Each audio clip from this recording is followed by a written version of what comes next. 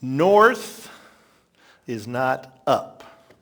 We put north at the top of our maps. We say go up north. We point up when we talk to Canada. We talk about Canada as up there, and then Mexico is down there. But north is not actually up. That's simply the way that we've learned to draw the world. It's not how the ancient people would ordinarily imagine direction. For the Hebrews, the east was forward. So they faced the sun. Which way is east? Is that out? That's got to be east, right? It's kind of this way in the corner. So east, you'd be facing the sun. And that's forward, and that's where they thought of the world. So if you're heading east, you're heading in the right direction. And then on your right hand, as I'm heading east, that would be to the south.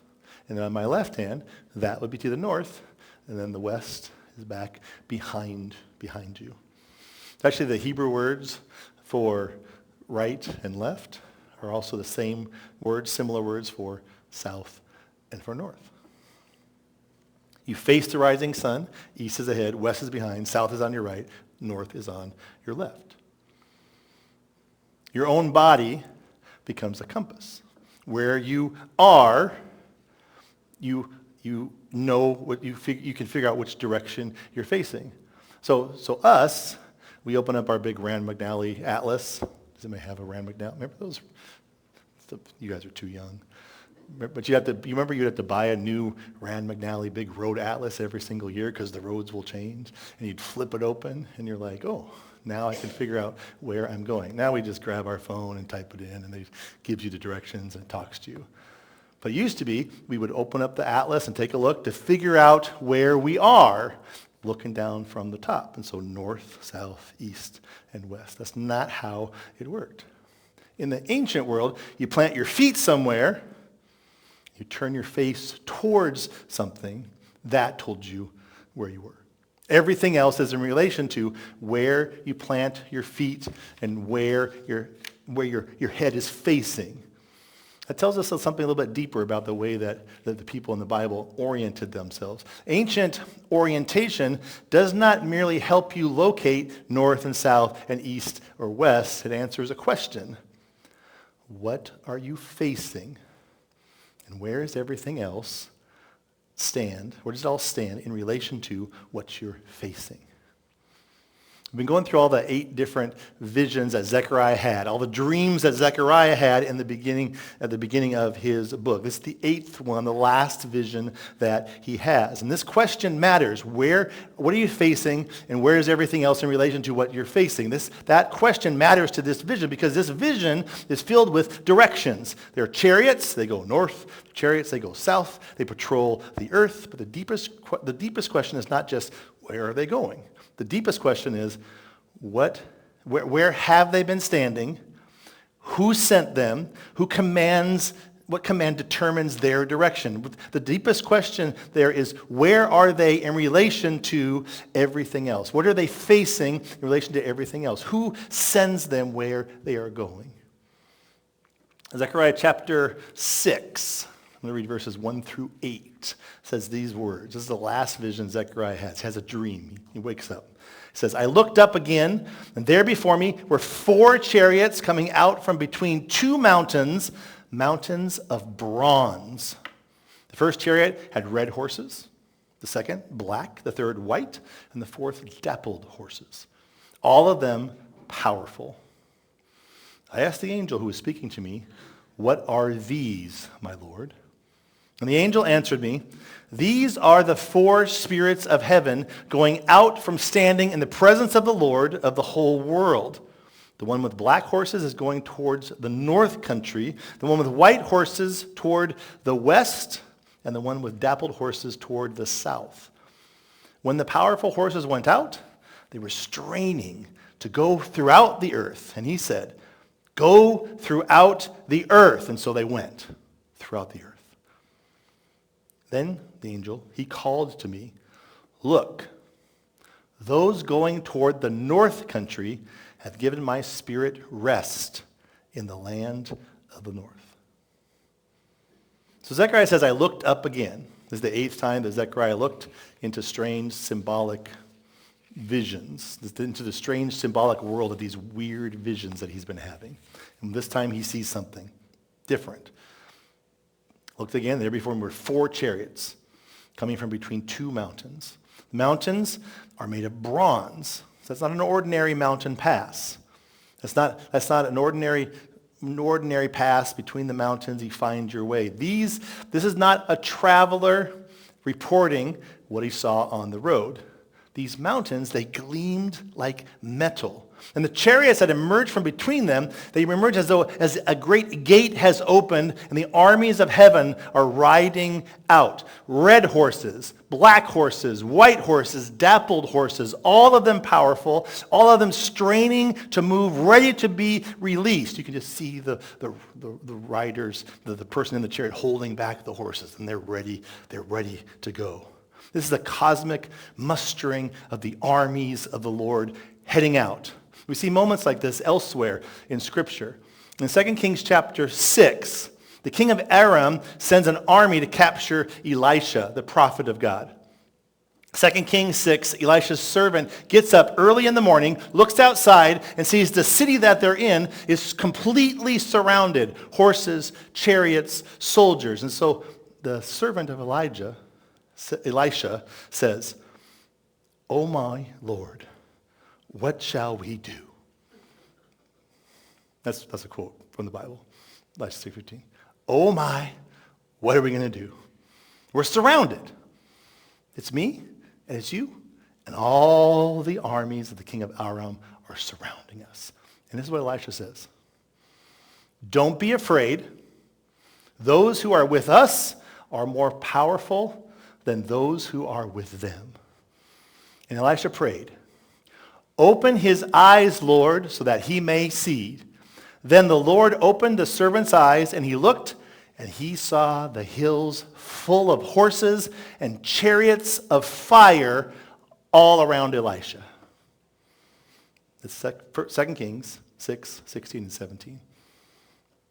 Write that. Write that down later. Because later on, you're going to be stuck somewhere, and you're going to be like, "Oh, my Lord, what am I going to do?" And you're going to need Elisha to pray for you.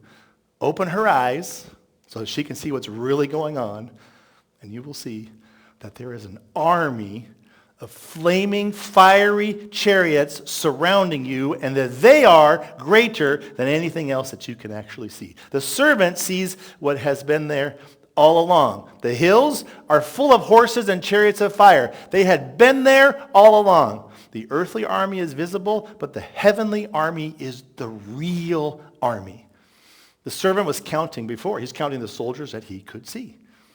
He's on the board. He's playing Risk. He's got 3 armies, and all the other armies are around him. But he does not know that he's going to roll 6s for the next 12 turns. The king, he has not counted the forces of the king. That's the kind of vision that Zechariah is receiving. It's the same kind of vision. The gates are open, the chariots emerge, the armies of heaven stand ready. Some of you are already thinking about this later on. Later on, John in the book of Revelation, chapter 6. Same thing happens, right? The Lamb is opening the seals.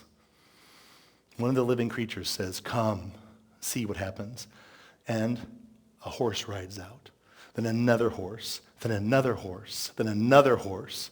John deliberately draws on this image in Zechariah. In Revelation, the judgment is implicit in Zechariah's war chariots. It becomes unmistakable. The horses go out from the heavenly throne under the authority of the Lamb. Michael, under the authority of the Lamb. They don't act independently. They are commissioned from the divine throne and sent into the world as agents of judgment. The horses and the chariots, they're not running wild. They're not escaping God's control. The Lamb opens the seals, the living creatures give the command, and the horses ride. There's a scene in the second movie of The Lord of the Rings, The Two Towers. Theoden and Aragorn have been surrounded by all the orcs at Helm's Deep. The fortress is going to fall, And they are stuck, surrounded by all the enemies. And Theoden looks to Aragorn, the future king, and says, "Ride out with me." And Aragorn answers, "I will ride out with you for death and for glory." And Theoden says, "For Rohan and for your people." And they mount their horses, and the gates open. And Theoden declares, "The horn of the helm shall sound in the deep one last time." And they ride out to face the battle. And then Gandalf with his army comes down the hills and destroys all the orcs. It's a beautiful scene. The men choose to face the enemy, knowing or not knowing whether they will be victorious or not. And the Lord provides a victory because they feel, they see something that everyone else cannot see. This vision in Zechariah is not a quiet, our daily bread devotional. This is not the picture of 4 horses grazing peacefully in a field. This is not Thomas Kincaid. This is a mustering of armies. The moment in an epic story when the gates open and the forces of the king ride out. "What are these, my lord?" The angel said. "These are the 4 spirits of heaven going out from standing in the presence of the Lord of the whole world." Don't miss that. Before they go out, they stand before the Lord. They receive direction from their king. Before they ride, they present themselves to the Lord of the whole earth. That's where their direction comes from. The question is not simply, which way are the chariots going? They're going north. They're going south. The question is, from whom do they receive their directions? They stand before the Lord of the whole earth. And once they have stood before him, they know where to go. Zechariah begins to then describe their deployment. First chariot has red horses, second has black horses, white horses, dappled horses. And then Zechariah makes a point of telling us that they are strong, not exhausted, injured, or limping. They are ready. In verse 7, it says they're eager to go, straining to go, impatient to patrol the earth. The king does not need to persuade his armies to fight. He has simply to release his armies. And then the angel begins naming their destinations. The black horses go towards the north country. Now let's pause for just a second. I got a little bit of a Bible nerd here for just a second. If you look at Zechariah 6:9. No, wait, it's not 6:9.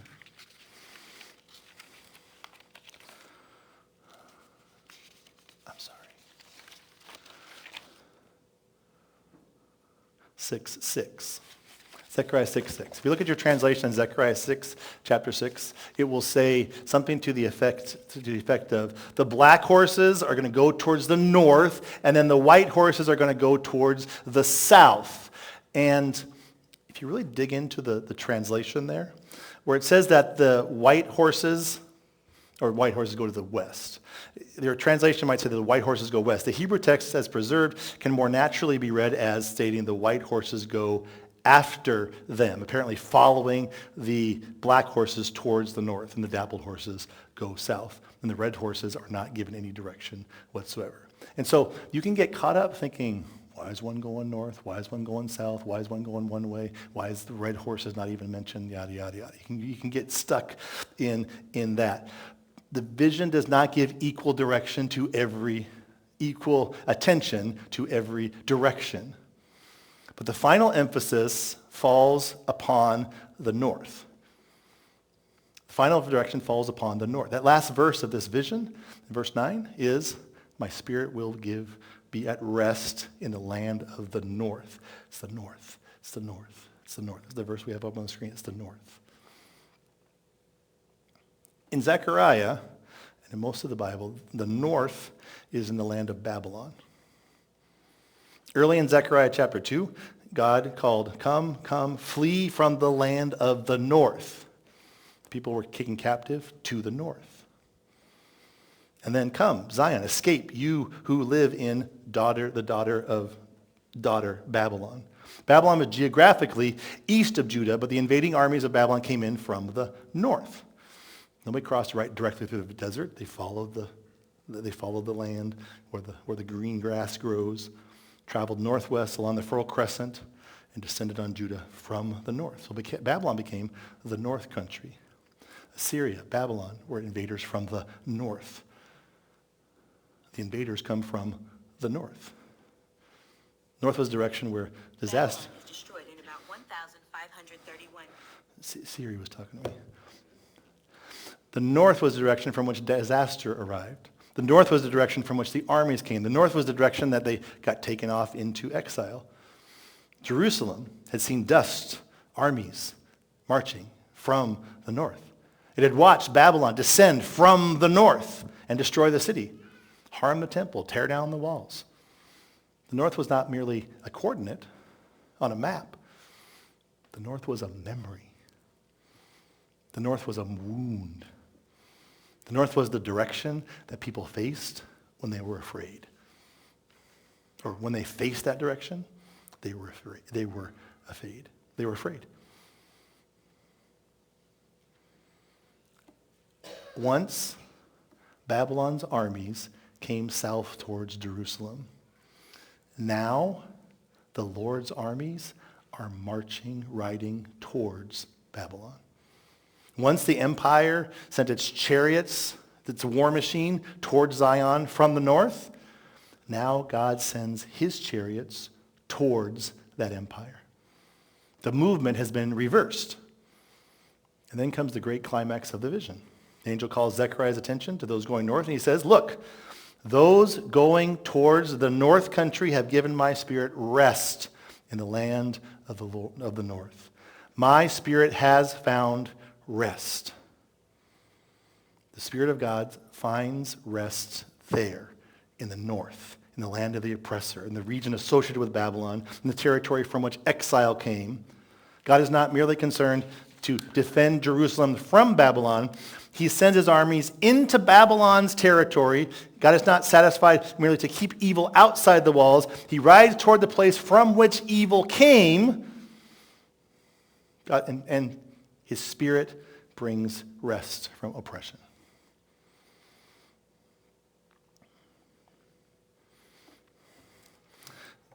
To understand why this vision is the climax of all of the visions that Zechariah had, we just need to remember how the visions began.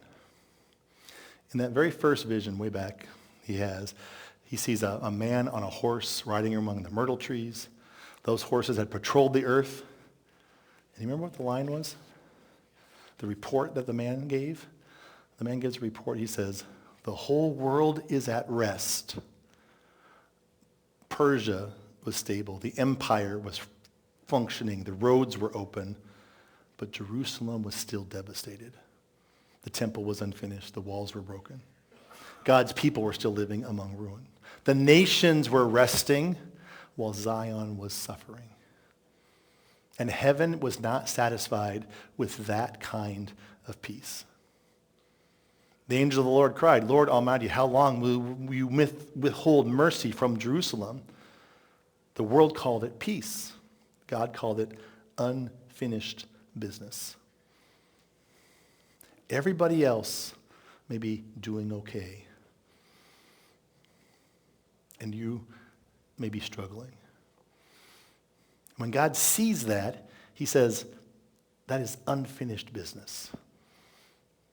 I am not finished until my people are at rest. The world says everything is quiet, everything is good. The economy is humming along. And God says, my house still lies in ruin. Zechariah is not simply describing political events from an earthly viewpoint. He's showing us the heavenly government behind them. In the second vision, the earth sees horns and powers. And God says, there is a power that's above what the earth calls power. In the final two visions, Zechariah sees wickedness being removed from Jerusalem, being taken away back to Babylon, where it's established. the center of wickedness. And now God sends his armies to do away with the wickedness in Babylon, towards Shinar. Wickedness is enthroned in the imperial cosmic center of Babylon, the enemy of God's people. And then God's warriors march forth to do away with that final enemy.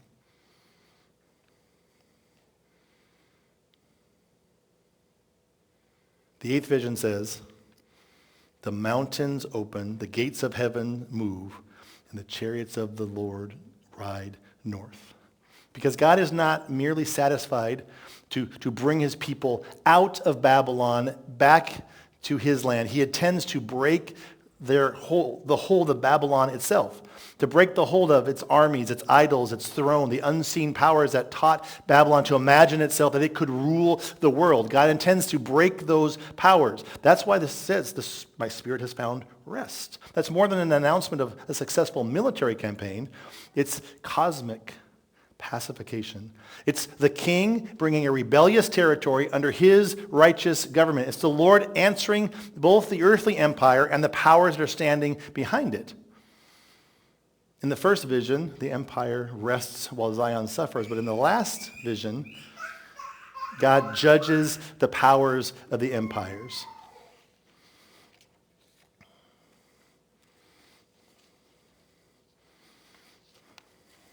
Centuries later, after Zechariah's vision, Jesus took his disciples north. Farther north than the gospel stories usually take us. North of the Sea of Galilee. He brought them to the region of Caesarea Philippi, to the northern edge of what would be the people of Israel. Caesarea Philippi stood at the base of a mountain, Mount Hermon. It's about 25 miles north of the Sea of Galilee. Mount Hermon is a massive mountain complex whose height reaches approximately 9,000 feet. And it's been regarded as a sacred site from long before. And there in that region of Caesarea Philippi, far in the north, Jesus says to his disciples, "Who do people say the Son of Man is?" And they give answers. The people say, "You're John the Baptist, risen from the dead. You're Elijah, Jeremiah, one of the prophets." And then Jesus asks his disciples, "What about you? Who do you say that I am?" Remember Peter's answer? Peter says, "You are the Messiah, the Son of the living God." That's a statement of allegiance.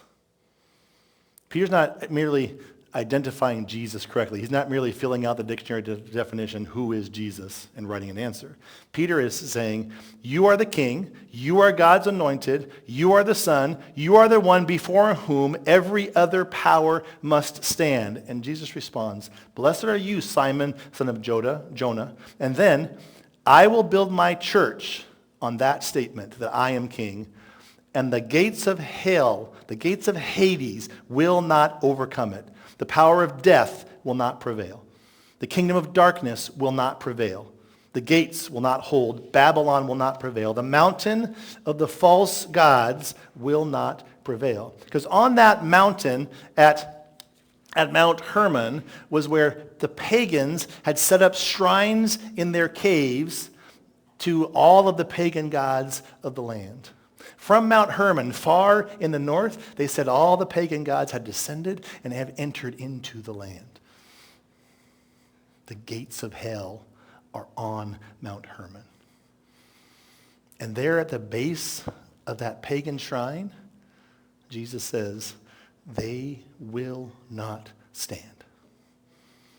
The unseen powers that teach that earthly kingdoms can imagine themselves to rule the world, Jesus says, they will not stand. And then Matthew tells us, that's in Matthew chapter 16, and then Matthew chapter 17 says this. 6 days later, it says, after 6 days, Jesus takes Peter and James and John and leads them up to a high mountain by themselves. Matthew doesn't say what mountain it is. Mark doesn't say what mountain it is. Luke doesn't say what mountain it is. Doesn't name it. Mount Tabor, way in the south, became the traditional identification. But Jesus had just been at Caesarea Philippi. And many interpreters have now said, this mountain that Jesus went up onto has got to be Mount Hermon, or one of its slopes. It's more natural. They're in Caesarea Philippi at the base of Mount Hermon, and Jesus goes up onto Mount Hermon. Imagine the possibility.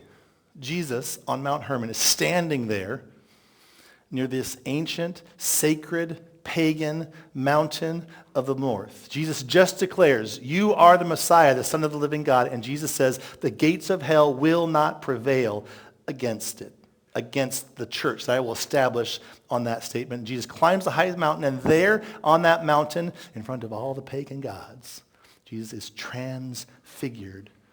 His face shines like the sun. His clothes becomes as white as light. Moses appears, Elijah appears, a bright cloud covers them, and the Father himself declares, this is my Son whom I love, and with him I am well pleased. Listen to him. Zechariah's chariots stand before the Lord of all the earth and receive their direction. On the mountain, the Father points to Jesus and says, listen to him. He is the one that will give direction. He is the one before whom all heaven and all earth must stand. Jesus is not just climbing the mountain to ask permission from its gods. He is not coming to join the assembly of all the pagan gods. He is not seeking a place among the rulers of the nation. His own glory shines through, not as one light among many, but he is the Son. He is their king. He is the Lord whom Moses and Elijah serve. Remember Elijah defeats all the prophets of Baal on Mount Carmel? Remember Moses sends the plagues against all the gods of Egypt? And here's Jesus, who they serve, who is going to defeat all of the gods of this world. And Luke tells us that Moses and Elijah were speaking with Jesus about his departure, his exodus. What he was about to accomplish at Jerusalem. The glory of Christ cannot be separated from his cross. His glory cannot be separated from his cross. The king, he will ride out. He will ride towards Jerusalem, and there he will confront the powers of darkness by allowing them to do their worst to him. And Jesus will carry our sin. He will enter death. He will pass through the gates of hell and break the powers of the gods from the inside. And then he will rise and ascend, and he will sit at the right hand of the Father until every enemy is placed under his feet. He breaks sin's claim. He breaks death's claim. He breaks Satan's accusation. He breaks Babylon's boasting. He breaks the gates of Hades. The Lamb who was slain stands alive, and he will not rest until every enemy is beneath his feet and the dwelling place of God is with us. So, we return to the question which we began with. What are you facing, and how does everything fit in relation to it? The chariots of Zechariah, they know where to go.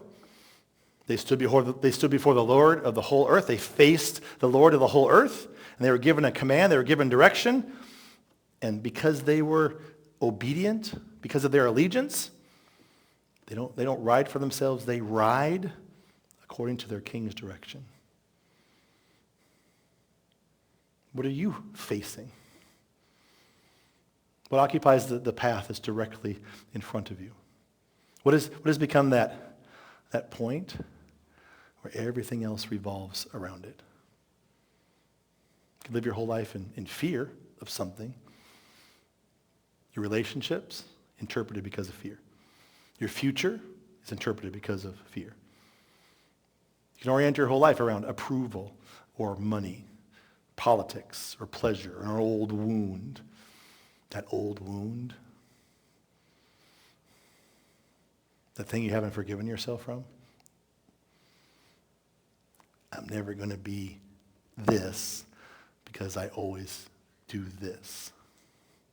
You keep coming back to it. That's just who I am. Whatever you continually face becomes your means of orientation. I face this way, everything else is based on this direction. But the Father says, this is my Son, listen to him. Our confession as Christians is Jesus Christ is Lord. It's not just a religious opinion, that's a religious orientation. Jesus is Lord.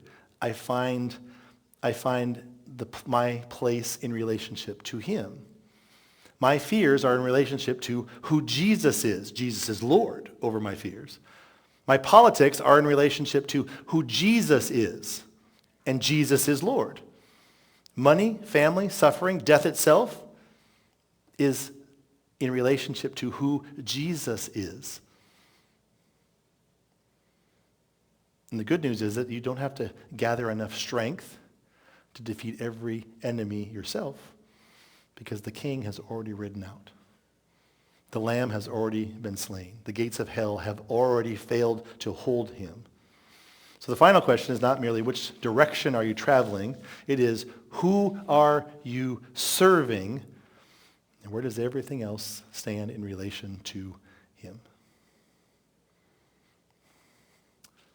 Face the King, and then you will know which direction forward is. Amen. We're going to sing a good old Gaither tune, number 313.